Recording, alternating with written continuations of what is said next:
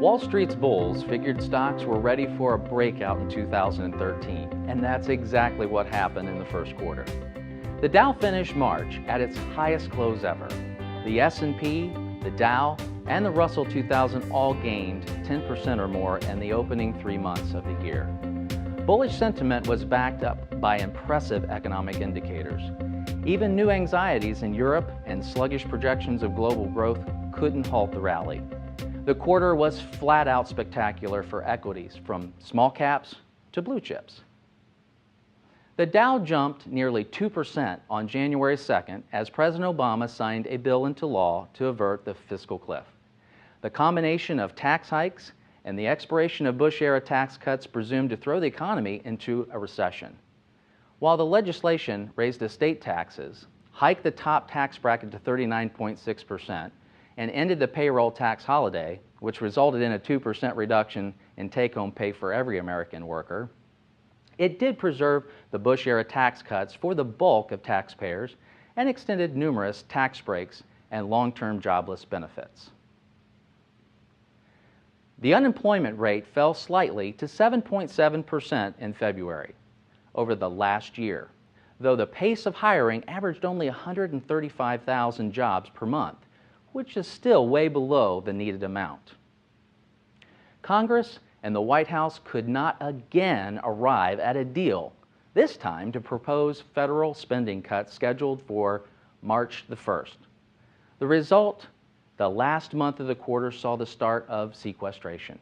As the quarter ended, Federal Reserve Chairman Ben Bernanke reaffirmed the interest rates that would remain at historic lows until the economy showed more than temporary improvement.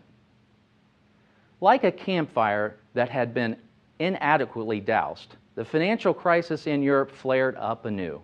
Cyprus was in need of a bailout by March, so the European Central Bank offered 10 billion euros to rescue its banking system.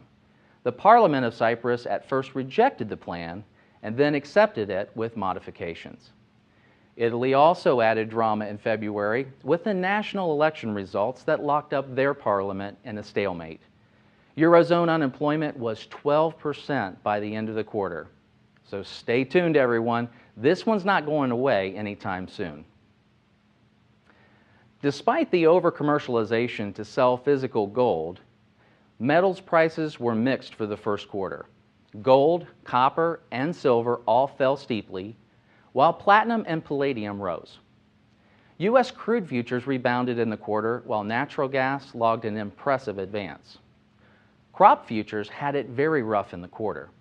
I guess we'll have to see what the future has for crops this year.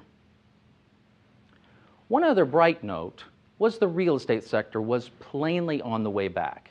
In March, the pace of existing home sales had improved 10.2% in the 12 months ending in February, with the median price up 11.6%. Pending home sales were up 5% across 12 months as well. Mortgages grew more expensive in the quarter. However, refinancing activities remain steady as everyone tries to lock in these insanely low interest rates. What is next for Wall Street?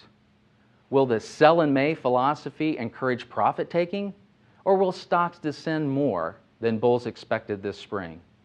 Some analysts see the market peaking in the near term as latecomers to the rally buy high and then grow impatient or disappointed.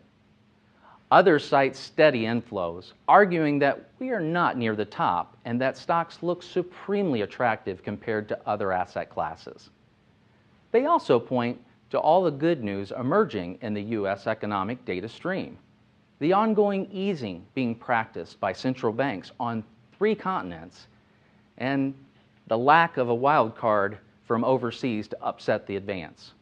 However, with recent saber rattling from North Korea, it might just prove to be the spring surprise that no one really wants to become a reality. Right now, overall confidence seems to be winning out over anxiety in the markets.